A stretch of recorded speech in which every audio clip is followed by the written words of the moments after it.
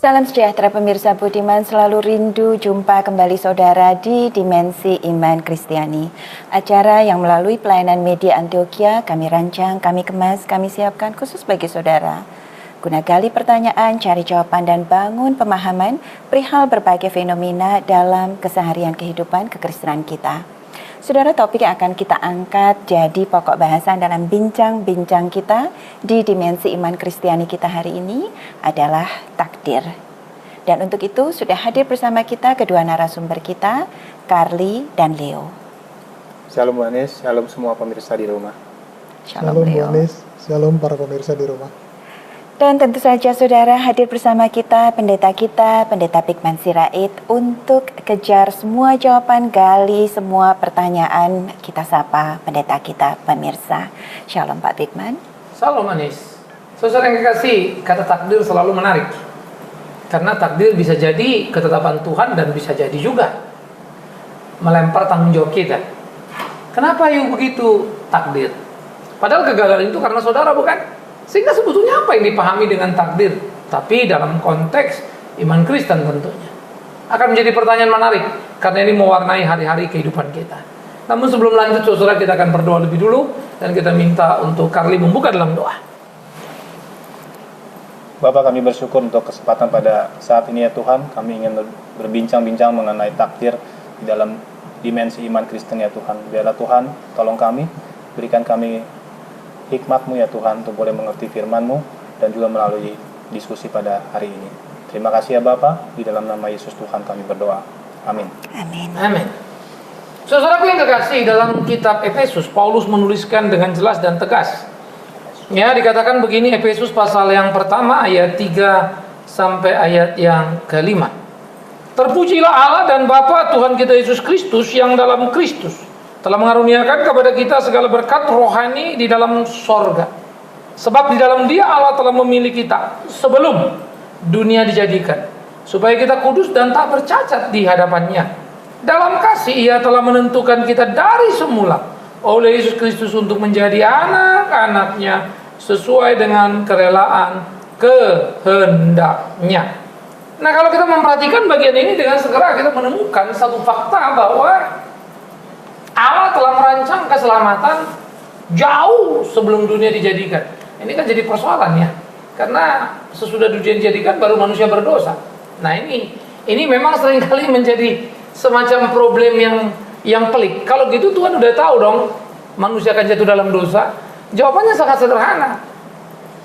Kenapa saudara tanyakan Tuhan sudah tahu apa belum? Karena apa yang membuat Tuhan tidak tahu? Wong Dia menciptakan kok.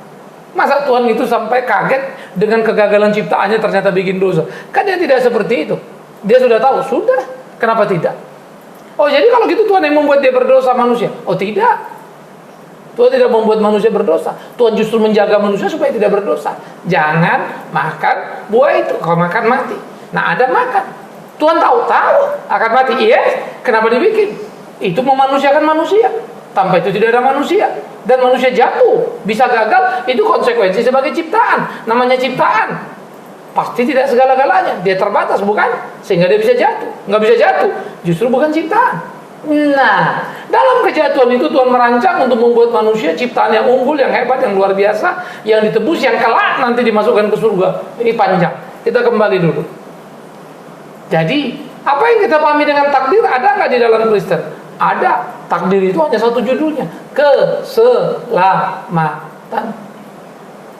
Maka keselamatan adalah satu takdir yang tidak bisa kita raih dan tidak bisa kita hindari. Artinya, dia merupakan ketetapan kedaulatan Allah yang tidak bisa diganggu gugat.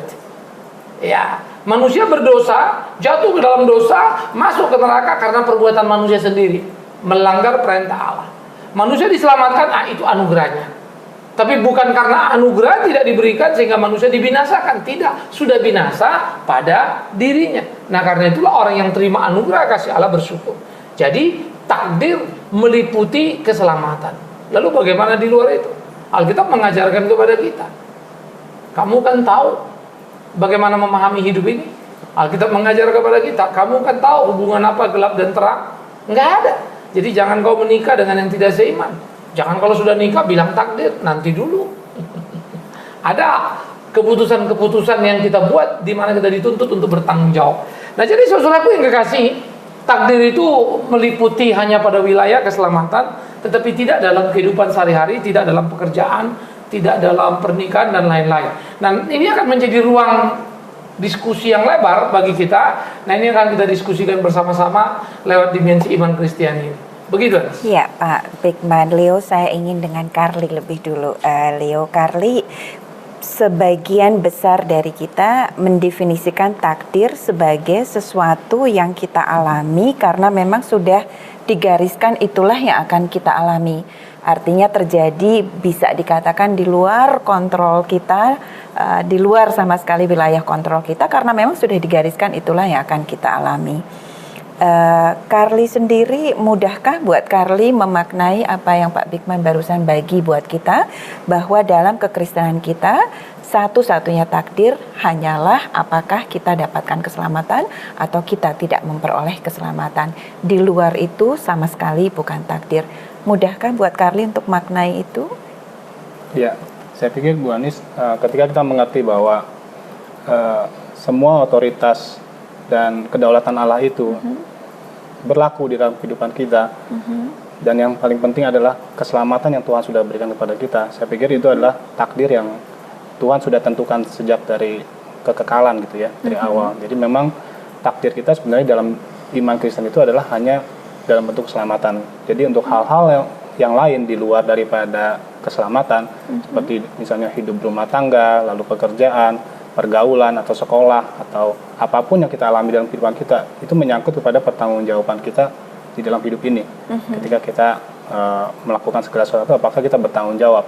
Jadi ketika ada kesalahan ini itu gitu ya terjadi dalam kehidupan kita, bukan karena itu takdir Allah, bukan, tapi karena memang mungkin kita yang kurang bertanggung jawab di dalam melakukan segala sesuatu gitu. Ya, jadi saya pikir apa yang tadi disampaikan Pak Bigman, takdir hanya dalam bentuk keselamatan, itulah yang dimaknai dalam iman Kristen. Ya, Pak Bigman tadi bagi contoh buat kita jodoh yang diyakini oleh sebagian dari kita sebagai bagian dari pilihan yang Tuhan sudah tetapkan buat kita, pun tidak termasuk dalam wilayah takdir sesuai dengan apa yang sudah kita bicarakan. Kita kan kembali lagi ke bagian itu sebetulnya, Carly, tapi sebelum itu mungkin saya akan ke Leo lebih dulu. Leo, kita hidup di hari di mana ada begitu banyak hal terjadi, termasuk juga ramal-meramal yang begitu dapat tempat di masyarakat kita di Indonesia khususnya, dan beberapa dari ramalan itu diklaim terbukti benar misalnya, dan itu dikait-kaitkan dengan fakta bahwa buat sebagian besar dari kita takdir adalah hidup kita ini sebetulnya sudah diplot, sudah ada mappingnya. Kemudian ada orang yang punya kemampuan membaca mappingnya, kita ada di mana di map itu, dan di mana kita tidak berada di map itu. Leo punya pendapat yang mau dibagi soal ini, Leo? Ya, kalau masalah yang meramal ini memang itu juga satu kebingungan ya buat saya, karena buat saya kalau misalnya takdir atau itu udah rencana atau hak mutlak Allah, kok bisa yang namanya ramal-meramal itu, yang namanya masa depan atau segala macam itu seperti bisa diteropong dan benar lagi. Itu gimana penjelasan itu, Pak Bigman? Saya Jadi ini menarik ya. Fenomena yang menarik buat kita. Nah, pertama kita mesti sadar dulu. Ya, suka tidak suka kita mesti bicara terbuka dalam hal ini. Pertama, setan itu bisa memberikan kemampuan ekstra pada tiap manusia yang mau percaya kepada dia. Baik itu secara bentuk dalam tanda petik positif maupun negatif. Positif itu ya kemudian apa yang kita sebut ilmu putih misalnya ya, untuk kebaikan manusia dalam tanda petik. Hitam itu ya santet menghabisi orang untuk kejahatan. Jadi santet apa kalau ilmu hitam itu bikin orang sakit, ilmu putih bikin orang sembuh. Kira-kira. Tetapi dua-dua dikerjakan oleh pemahaman kita, kan keimanan kita sebagai datang dari setan yang bisa seperti malaikat terang itu. Ya, dan setan punya kemampuan ekstra untuk itu karena memang setan dilewat atau lebih hebat dan lebih kuat dari manusia.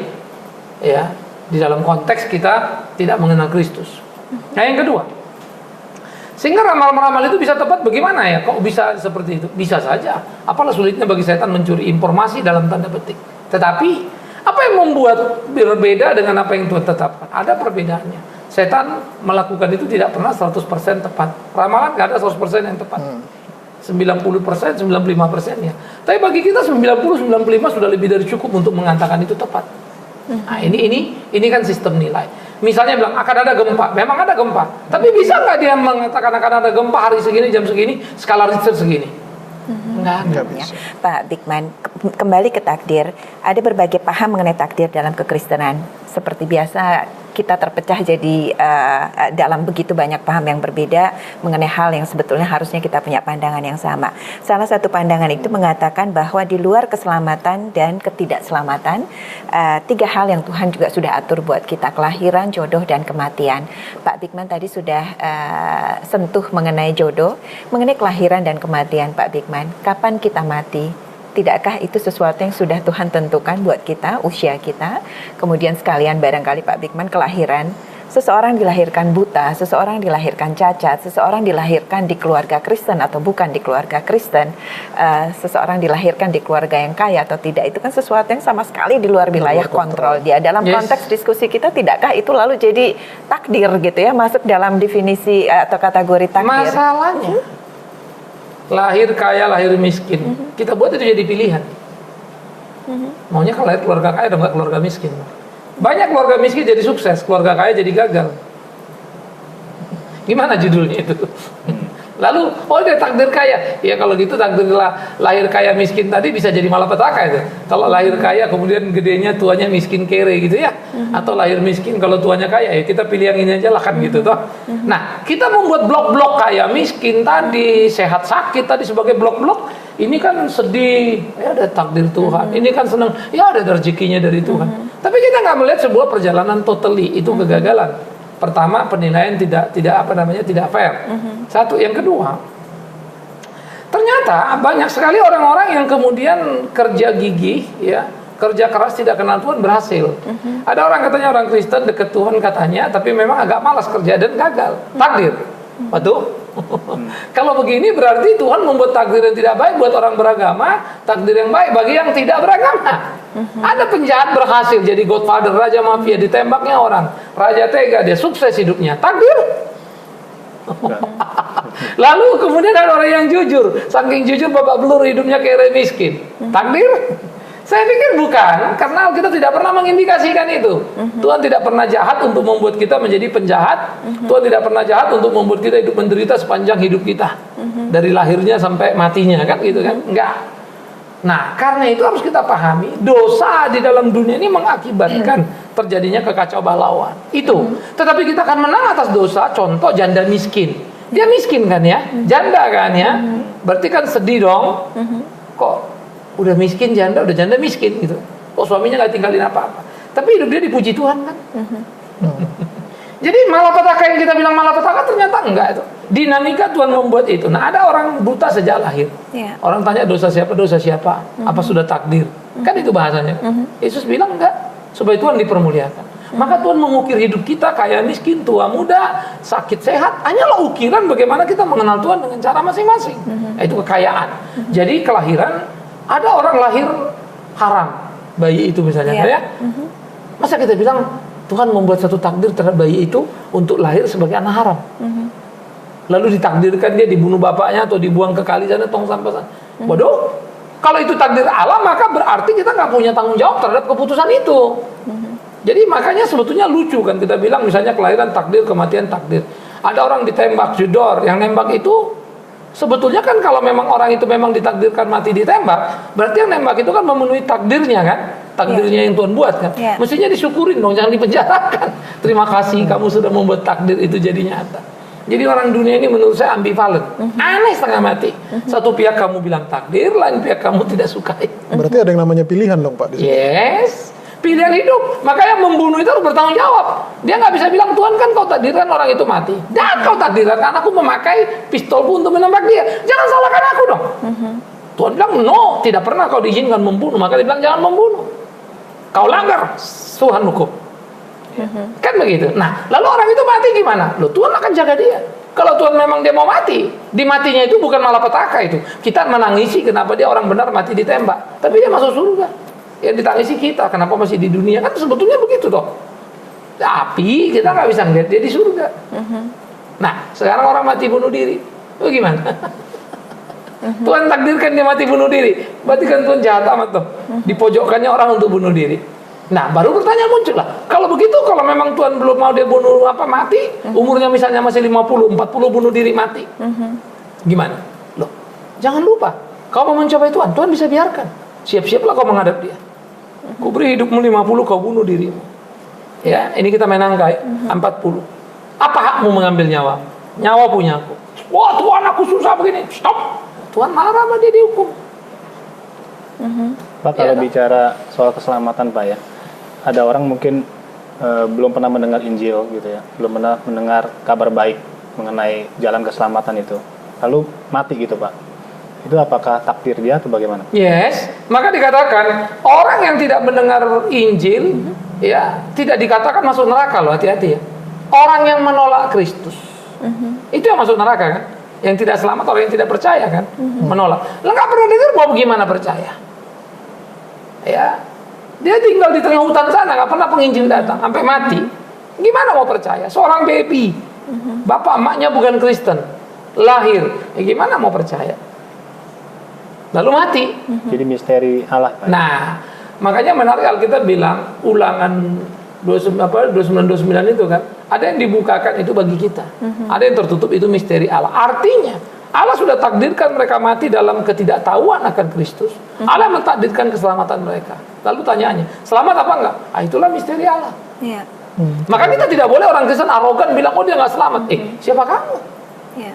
Siapa kamu berani bicara gitu? Yesus saja nggak pernah ngomong gitu. Karena begitu besar kasih Allah akan dunia diberikan anak yang tunggal, supaya yang percaya tidak binasa, yang nggak percaya yang binasa. Dia bukan nggak percaya, nggak pernah tahu. Iya. Bayi itu nggak pernah tahu. Maka saya sering kali mendengar khotbah orang-orang arogan. Bayi Kristen masuk surga, bayi nggak Kristen nggak masuk surga. Bagi saya kadang-kadang orang Kristen ini udah kayak Tuhan saja gitu loh. Iya. Sombongnya setengah mati, arogannya setengah mati, terlalu meremehkan. Maka saya tidak bisa mengatakan orang-orang lain misalnya, termasuk contoh ini ya.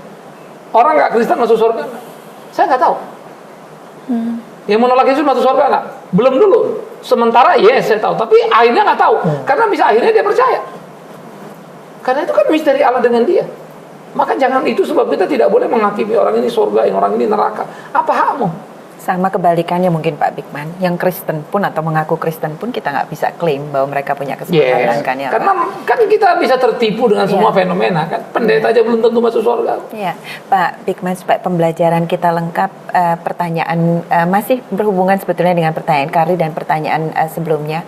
Usia kematian, Pak Bigman, bagaimana kita harus maknai itu? Bagian dari kemutlakan Tuhankah?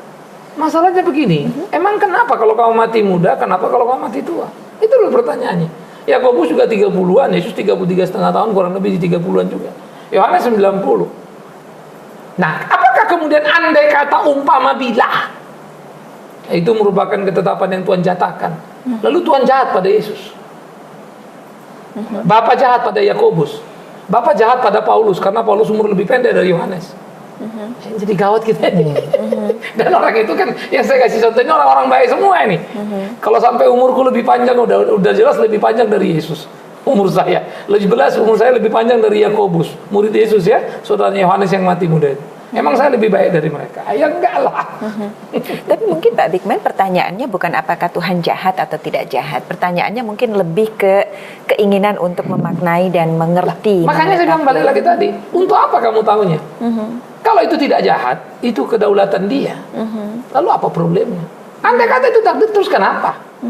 Kan yang jadi masalah kalau itu takdir berarti kok Allah bikin dia mati muda? Kok yang sana mati tua? Nggak adil dong. Kan itu yang jadi problem kan.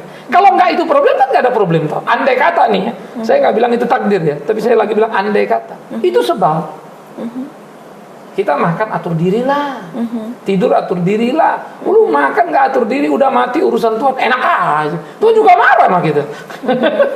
Orang disuruh minta makan secukupnya, situ makan overdosis. Iya dong. Emang sama aja kan bunuh diri, tapi bunuh diri dengan cara yang sedikit lebih terhormat. Ya, berarti ini balik lagi ke hal yang tadi Pak. Berarti di sini dalam hal ini manusia ada kebebasan untuk memilih. Yes. Nah, berarti keterkaitannya sama yang namanya takdir itu kebebasan memilih itu dalam keterbatasan manusia itu kaitannya gimana? Gini, kebebasan itu adalah wilayah yang Tuhan kasih, bukan wilayah yang kita ciptakan. Kamu tidak bisa bebas apa yang kamu mau. Tuhan tidak boleh kan kamu mencuri. Jadi hati-hati ya. Kan saya bebas mau mencuri apa enggak? Enggak tuh. Kalau soal itu mah Tuhan nggak boleh mencuri. Tapi kamu bisa mencuri, bisa. Kamu langgar kebebasan kamu itu, dihukum sama Tuhan. Karena kamu tidak dibebaskan untuk mencuri, kamu tapi bisa mencuri. Nangkap ya? Kan kamu melanggar, Tuhan hukum. Sama dengan hidup kita, Tuhan beri kita kesempatan, peliharalah. Nah, jadi Tuhan berkati kita kan. Itu sebab ada orang umur panjang, ada orang umur pendek, bukan karena kebenaran, tapi karena peri kehidupan. Nah, kita harus hati-hati. Tapi bisa jadi nggak orang sakit, tapi bukan sebetulnya dia sih jaga diri baik-baik, tapi tahu-tahu sakit. Bisa kan ya? Ya biarkan saja itu wilayah Tuhan yang Tuhan kerjakan. 1001 kemungkinan. Kita hidup di dunia berdosa, dunia yang penuh sakit penyakit ini. Kita hidup sehat, orang virusnya dari orang menular ke kita bisa kok. Kamu sehat, dokternya yang kurang ajar. Nyuntik pakai suntik bekas ternyata Leo dan Carly masih dalam upaya kita untuk memaknai takdir dengan benar sesuai dengan iman Kristen kita. Alkitab berbagi buat kita kisah mengenai Ayub yang dalam perilaku baiknya, dalam kehidupannya yang tanpa cacat di hadapan Tuhan, Tuhan toh izinkan setan untuk mencobai Ayub. Dalam konteks bicara kita mengenai takdir, tidakkah lalu artinya itu jadi takdir buat seorang Ayub untuk mengalami apa yang Tuhan izinkan setan untuk lakukan pada mereka? Carly, Leo, bagaimana memaknai ini dalam bincang-bincang kita mengenai takdir? Kalau saya pikir kalau dipaksakan itu menjadi cerita sebagai takdir buat Ayub, saya pikir kurang tepat. Karena memang dalam kisah itu Tuhan ingin menunjukkan bahwa segala sesuatu terjadi itu harus melalui izin Dia. Orang yang setia dan taat, nanti Ayub akan terbukti dipuji Tuhan juga. Akan dikembalikan semua apa yang hilang waktu setan mengambilnya gitu. Jadi bukan bicara, wah ini takdirnya Ayub supaya nanti dia mengalami hal-hal yang menyakitkan dalam hidupannya. Tapi itu hanya memberikan pembelajaran buat kita bahwa kisah itu menunjukkan bahwa Tuhan menyertai setiap orang yang mau setia sama Dia. Ya, jadi bukan dipaksakan ke dalam takdir menurut saya. Oke, Leo, ada yang mau Leo bagi mengenai hal ini? Kalau kemudian dikatakan yaitu takdirnya Ayub ditakdirkan untuk mengalami apa yang kita baca dialami dalam Alkitab. Ya, itu mungkin yang masih jadi satu pertanyaan ya. Yang pasti yang kita yakini kan setiap langkah kita kan Tuhan yang ngatur. Kok bisa terjadi begini, kok bisa terjadi begitu. Nah itu balik lagi ke ada pilihan walaupun di dalam keterbatasan kita itu. Dan Pak Bigman, doa Bapak kami juga ajarkan pada kita untuk mengatakan pada Tuhan, jauhkan kami dari percobaan. Ayub dan doa Bapak kami. Gini nih. Itu seringkali orang salah mengerti. Pencobaan yang dimaksud di situ adalah menggambarkan bukan pencobaan hari-hari. Karena kita juga mengatakan pencobaan yang datang padamu tidak melebihi batas kemampuanmu. Ya, lalu Yakobus bilang, berbahagialah kalau kau dicobai. Lalu kita benturkan dengan jangan bawa kami ke dalam pencobaan, kan jadi kacau balau. Nggak nyambung kan ceritanya kan. Padahal pencobaan yang dimaksud di situ adalah di situasi yang pelik supaya menunjuk kepada titik-titik akhir kehidupan kita sebetulnya. Di mana dua orang di ladang, satu terangkat, satu tertinggal misalnya gitu ya. Kiranya itu jauh dari kita situasi yang berat itu. Pencobaan di mana kita mau terpisah dari Tuhan itu gitu loh. Nah, itu artinya kegairahan, keinginan kita untuk jauh dari Dia. Itu bukan pencobaan dalam pengertian kesarian. Ya, karena tidak ada yang melebihi batas kemampuan. Nah, jadi di dalam case itu, case Ayub misalnya kan, Tuhan mau kemudian menolong dan menggarap Ayub lebih lagi. Maka persoalan Ayub memang bukan soal nanti di hartanya balik gitu ya. Tetapi pada pasal 42 itu statement Ayub sangat menarik. Tuhan, sekarang aku tahu siapa Engkau. Bukan dari apa kata orang. Dulu aku tahu dari kata orang, sekarang bertemu muka dengan muka. Wah, itu lagi istilah bertemu muka dengan Tuhan. Karena lewat proses yang dilewatinya dia makin mengerti kehendak Tuhan.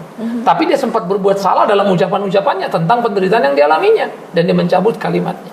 Nah, jadi kalau kita melihat setan berniat jahat untuk menghancurkan Ayub, ternyata Tuhan punya rencana yang lebih besar lagi kan, membuat Ayub makin dekat dengan Tuhan. Setan kalah malu. Jadi nggak ada di situ takdir kan gitu kan. Itu proses pembentukan sangat kental. Bagaimana seorang di-upgrade oleh Tuhan kan gitu. Kalau takdir itu kan kamu mau apapun nggak bisa apa-apa kan istilahnya begitu. Nah, itu takdir toh. Nah ini bukan. Nah aspek yang kemudian berikut atau kita mesti lihat misalnya orang lahir itu ya dalam bahasa Yunani ada dua kata waktu, kairos dan kronos. Banyak orang lahir disebut sebagai kronos. Tapi waktu Musa dicatat di Kisah Rasul misalnya Paulus menyebut dia lahir sebagai kairos. Artinya ada lahir yang kairos itu waktunya Tuhan, kehendak Tuhan. Ada yang enggak. Ya seperti orang kemudian misalnya pranikah seks lalu lahir anak bagaimana? Ya kan? Maka mereka memerlukan pertobatan kelak kan? Tetapi Tuhan kan tidak mau itu. Masa Tuhan mentakdirkan cara lahir berdosa? Berarti Tuhan terlibat dalam dosa dong? Kan tidak. Itu lahir. Kemudian menikah sama. Oh Tuhan mempertemukan kami, takdir dari Tuhan. Begitu cerai takdir Tuhan. Ya ilah. Kalau gitu saya nanti buru-buru cerai dah, kawin 18 kali, takdir Tuhan. Ngawur kan gitu ya. Di mana tanggung jawab kamu? Itu kan melarikan diri kan sebetulnya dari tanggung jawab. Maka kan kalau kamu pun susah, misalnya habis istri saya begini, suami saya begini, begono. Kan maka dan diajarkan di dalam Alkitab bagaimana kamu bergumul bertanding dalam pemahaman keimanan. Mati pun sama. Kalau kamu nyuntik dulu narkoba, ya matilah kamu. Biar kata muda pun, kan begitu. Maka kamu harus bertanggung jawab pada kematianmu. Tapi sebaliknya kamu sudah pelihara hidup baik-baik, ditabrak mobil, mati. Thanks God, emang ada apa? Tapi saya mati terhormat, saya pelihara loh hidup saya. Orang itu aja mabok nabrak kita, kan bukan salah saya. Tapi kalau saya nyuntik, jelas salah saya. Saya bertanggung jawab pada lahir saya, merit saya, mati saya. Sehingga itu menjadi pilihan-pilihan bertanggung jawab. Nah, maka tiap orang yang pernah salah di belakang, di hari lahirnya, di hari kawinnya, di hari menyongsong menjalani hidupnya, maka dia sebetulnya punya kesempatan memperbaikinya. Karena kalau itu takdir dia nggak usah perbaiki. Wong takdir kok. Iya. Iya kan? Simpelnya kan begitu. Ya ngapain diperbaiki? Tapi Tuhan tuntutkan semua kan? Ya. Supaya kita bertumbuh berapa karena memang itu bukan takdir. Begitu. Ya. Pemirsa budiman, kami amat diberkati dan harapan kami saudara juga. Dan itu sebabnya saudara tetap setia jelang setiap episode Dimensi Iman Kristiani yang memang kami rancang, kami kemas dan kami siapkan khusus bagi saudara. Kita syukur iman Kristen kita saudara, kita minta Pendeta Bigman Sirait pimpin kita akhiri jumpa kita. Saudara, takdir jangan jadikan alasan untuk menutupi kegagalan kehidupan. Takdir adalah Allah tetapkan untuk menyelamatkan karena memang sangat jauh dari kemampuan kita. Tapi apa yang berkaitan dengan kemampuan yang Tuhan sudah berikan, Tuhan akan meminta pertanggungjawaban atas potensi yang Dia berikan. Dia beri kita otak untuk bisa memilah mana baik tidak baik untuk hidup kita. Dia beri kita kemauan untuk menjalankan apa yang baik dan menahan, meniadakan yang tidak baik. Dan Dia memberikan kita perasaan, pikiran untuk peka terhadap orang-orang di situasi kita, di sekitar kita.